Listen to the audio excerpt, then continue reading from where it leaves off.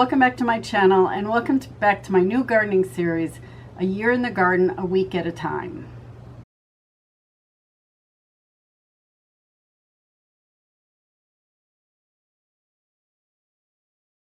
This week we are 17 weeks before last frost date. I always get last frost date and first frost date confused in my brain. I don't know why.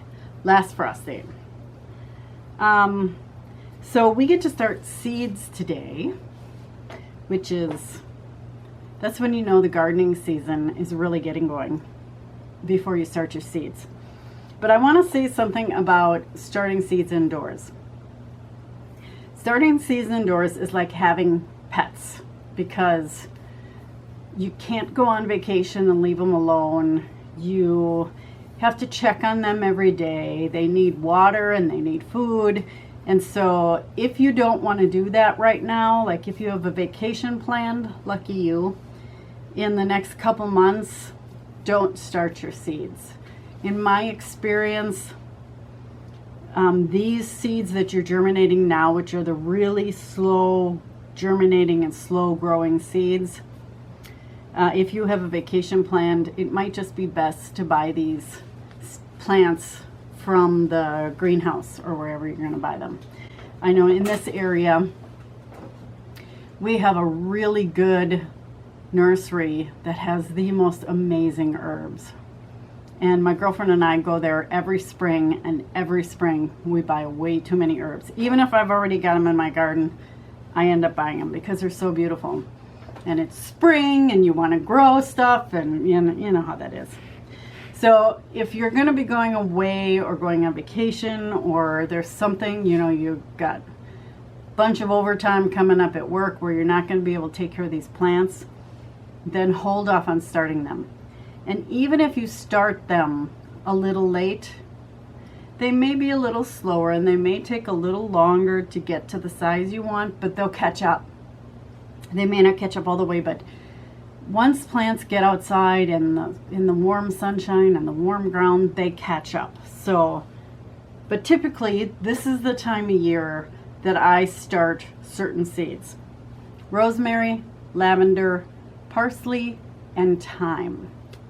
Now, I'm not going to do any lavender this year because I've got enough growing around my house that I don't need to plant anymore. I am going to do rosemary. I'm going to do parsley and thyme. Now thyme, I won't plant that much of it because thyme in my zone 5A, is a perennial. So it all depends on our winters. I mean, if we have a really severe winter like we did the winter of 2019, it killed everything because we had such cold temperatures in I think it was in February. We had like minus 20 degree below nights and minus 50 wind chills Fahrenheit. So, yeah, I always plant a little bit of thyme, and then I see what comes back in the spring. And if it comes back in the spring, then I give my thyme plants to someone else because I've got more than enough in my garden right now. So just for demonstration purposes today, I'm going to plant some parsley. Flat leaf parsley and curly, triple curled parsley. This triple curled is my favorite. It just is amazing stuff. So it says here, start indoors 6 to 8 weeks before last frost. We're going to start it now because even if they grow a little faster than we want them, I can throw them up in a sunny window and I can have fresh parsley for the rest of the winter. I want to just kind of briefly hit on a few grow room basics. There are 5 things that I have that are kind of very important if you're going to grow inside. First is to sterilize your seed starting soil. That's probably the best thing you can do for your indoor grow room. So what I did before I started here is I boiled some water, and then I ended up pouring it over my seed starting mix.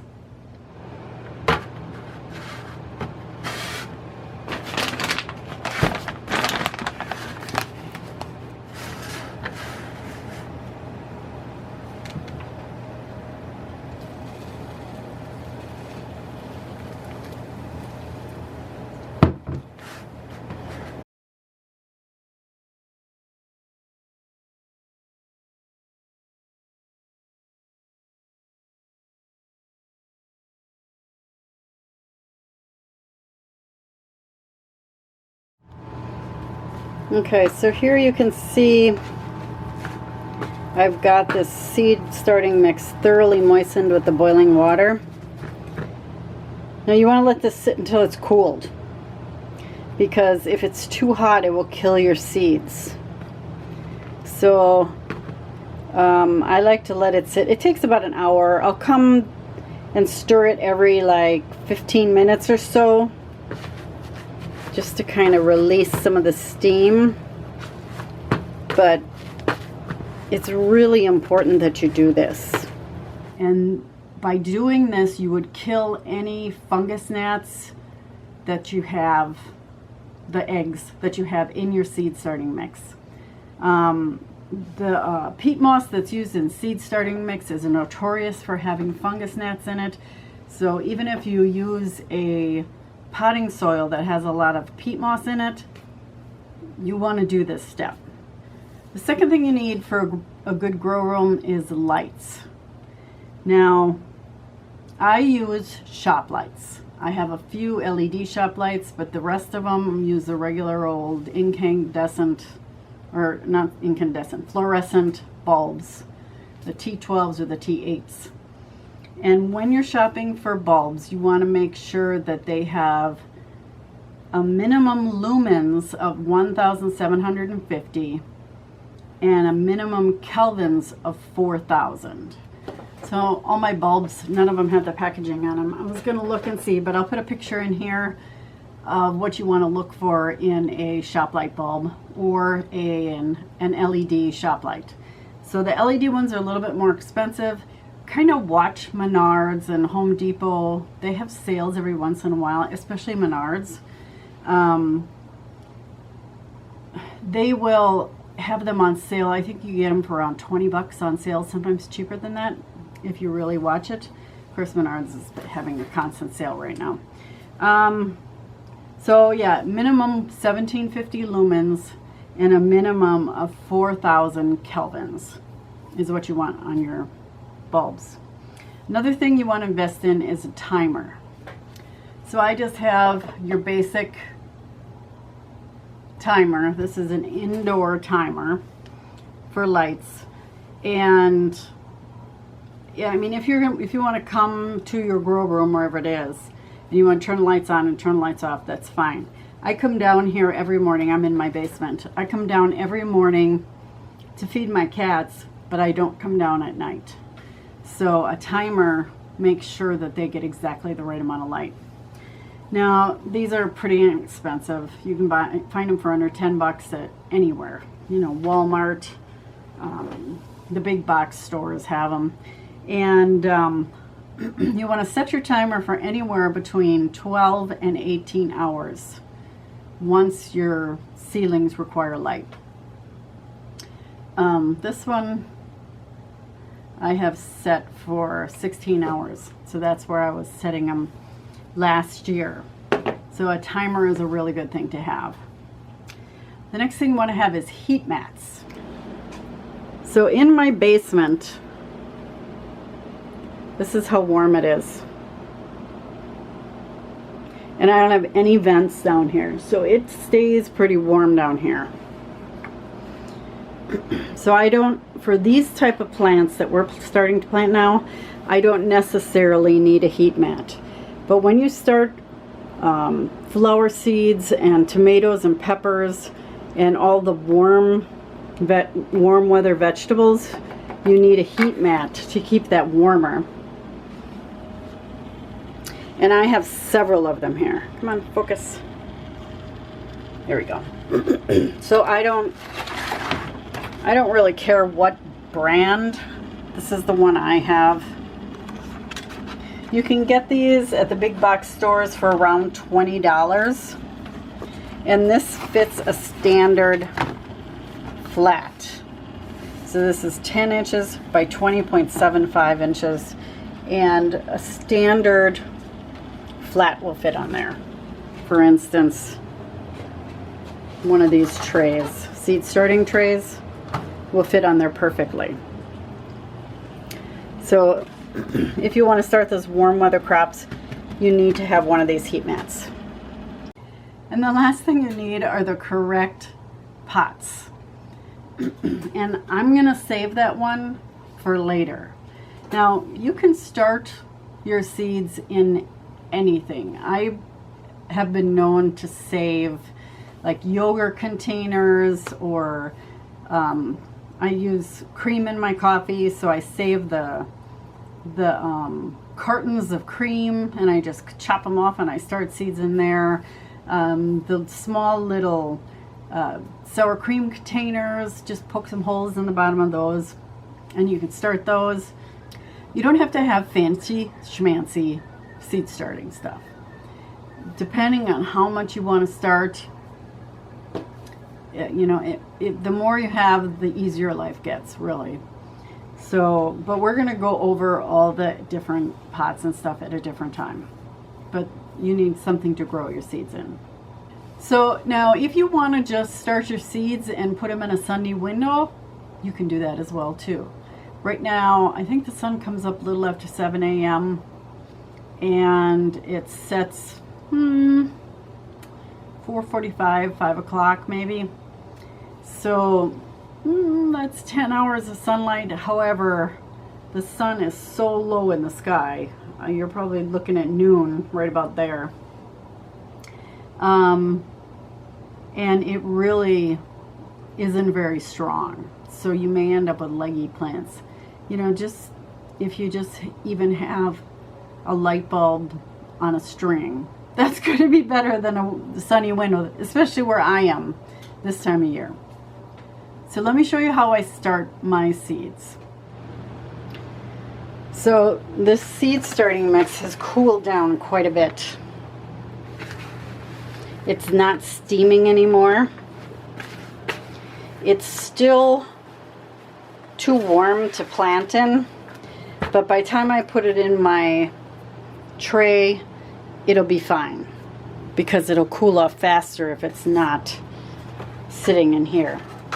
So I've got these little trays and I bought these on Amazon. They're just little 12 cell trays. They come with a drip tray and they come with lids. And I'll put a link for these down in the description box below if you're interested in buying them. They are great for this time of year when I'm only starting a few seeds. When I'm starting a whole tray full of tomatoes and peppers and, you know, and then I'm starting a whole tray of watermelon and cantaloupe and all those, that's completely different. But right now I'm only starting a few seeds. I am just going to put them in here. So let me fill up this tray and then we will go ahead and plant the seeds. So I'm going to put this here just to catch any extra dirt.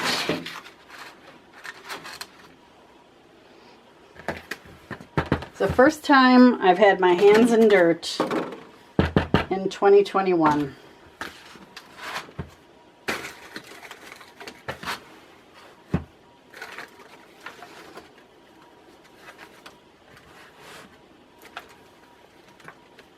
So you want to make sure the dirt goes all the way to the bottom, so press it in.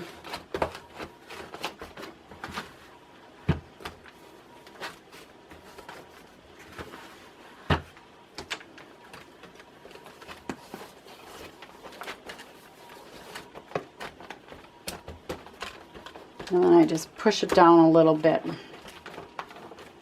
like so. You see how it's just a little bit down in here?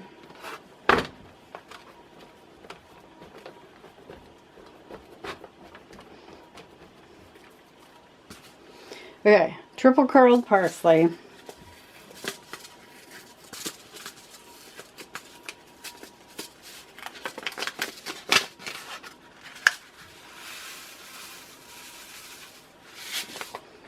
This is what the seeds look like. Pretty small, but not too bad. So I just take a little pinch and sprinkle it. I'm getting like 4 or 5 seeds in each cell.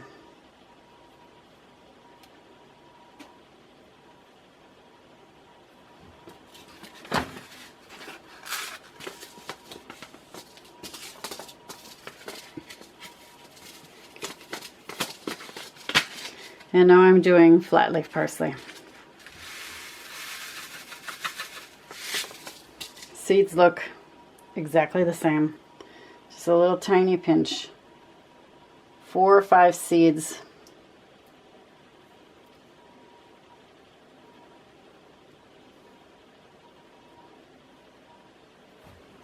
In each one. Now I'm just going to take a little bit of seed starting mix and lightly cover them.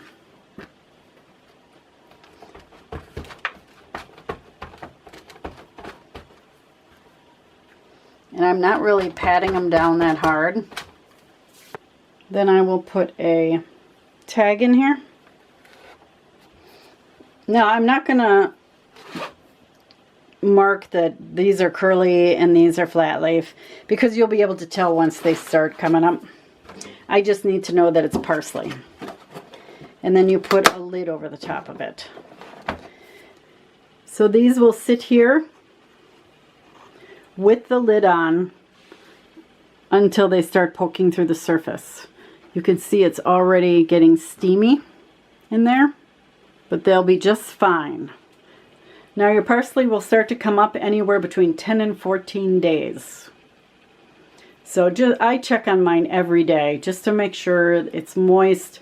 As long as you see humidity in here, you're okay. But as soon as there's no humidity in here, you may want to water. Okay, so that's it. Now if you are doing rosemary and lavender, be patient with those seeds. Especially lavender. Lavender is notoriously finicky. There are a lot of people who swear they will never grow lavender because it takes forever to germinate. And once you do get them germinated, it takes forever to propagate the plants. For some reason, they're just notoriously finicky. But they will grow. I've successfully grown lavender several years in a row. So they will grow, but they take forever to germinate, like 21 days. You're convinced that you got bad seeds, and then all of a sudden they'll pop up. So rosemary takes a long time too. Not quite that long, but it takes a long time. So just be patient with them. That's all I have for this week. If you have not bought your seeds yet, I'm going to remind you again to go out and buy your seeds. Otherwise, visit the stores. I know that a lot of the stores have the seeds in store and the seed starting supplies as well. I saw a post, I can't remember who's posted it, that Menards has been putting their seed starting supplies out. So that's a good sign. Next week, we're also going to do a little bit more planting as well. From here on out, we won't be planting every week, but we will be planting quite a few of these weeks. So we're really going to get those grow rooms full, and you will have the best garden you've ever had this year. So thank you so much for joining me for this episode of Sharon's Home and Garden, a year in the garden, a week at a time. If you like what you saw here, don't forget to do me a favor and click on that subscribe button or give me a thumbs up. That way YouTube will show my videos to more people. And until next time, everybody, happy gardening. Bye-bye.